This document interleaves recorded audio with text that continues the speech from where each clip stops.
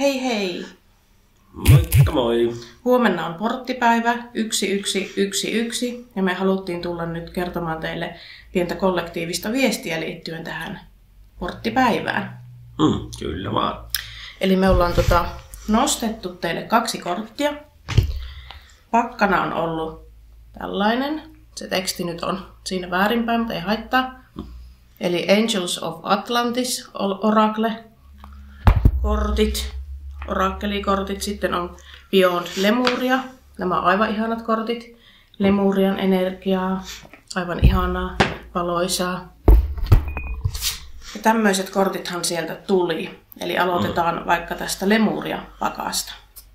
Eli sieltä tuli tämmöinen sakraali chakra, core of creation, eli luovuuden keskus. Semmoinenhan se sieltä nousi. Ja tämä tarkoittaa sitä, että koska nyt on se porttipäivä, niin meillä on erittäin hyvät mahdollisuudet luoda kaikkea sitä, mitä me halutaan meidän loppuvuodelle ja etenkin ensi vuodelle. Eli tämä porttipäivä on äärimmäisen hyvä mahdollisuus luoda ensi vuotta. Se on nimenomaan juuri näin.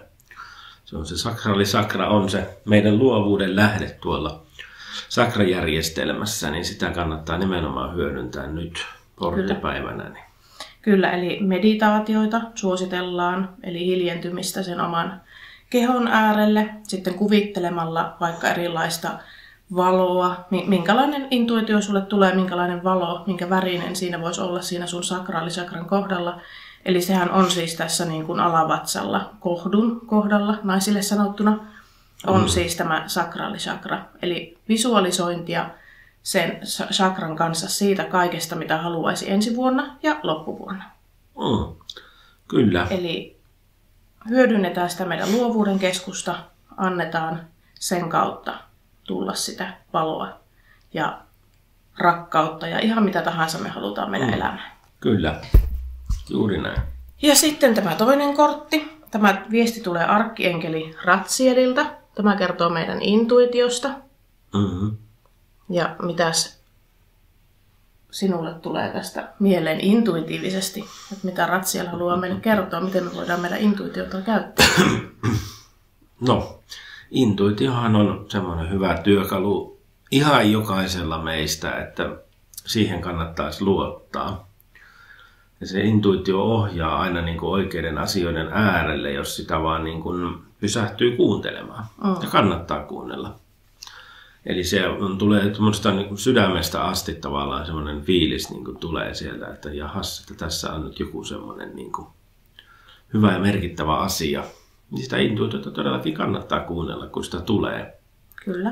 Ja sitä oppii kuuntelemaan. Kyllä, että se ei ole niin monimutkaista se, niin kuin se sydämen äänen seuraaminen ja se johdatus. Eli se on loppupeleissä hyvin yksinkertaista. Eli mennään sen helpomman kautta. Eli annetaan sen sydämen johdattaa. Ei ajatella sillä mielellä liikaa, että mitä nyt pitäisi tapahtua tai mitähän tästä nyt tulee, kun menee vaan sen mukana, miltä nyt tuntuu ja mikä tuntuu oikealta, nimenomaan oikealta. Ei ajatella kaikkia liian monimutkaisesti. Annetaan sille intuitiolle tilaa ja aikaa johdattaa meitä juuri tässä ajassa. Ainut vaan, että erotat sen sydämen äänen ja sitten sellaisen tietoisen mielen, semmoisen sekoittavan äänen siellä, että se yrittää perustella sinulle, että tämä on nyt se oikea intuitio, mutta ei se ole. Se tulee ihan täältä ilman, että sen tarvitsee ajatella mitään. Eli sun mielen ei tarvitse tietää, miten kaikki tulee päättymään. Sun täytyy vaan luottaa siihen, mitä sä teet sillä hetkellä. Se on sitä intuitiota.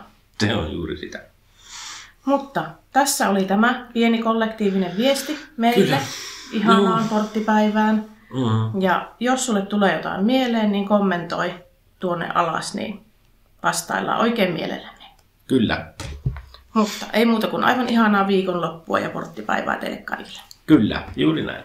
Hei hei! Moi moi!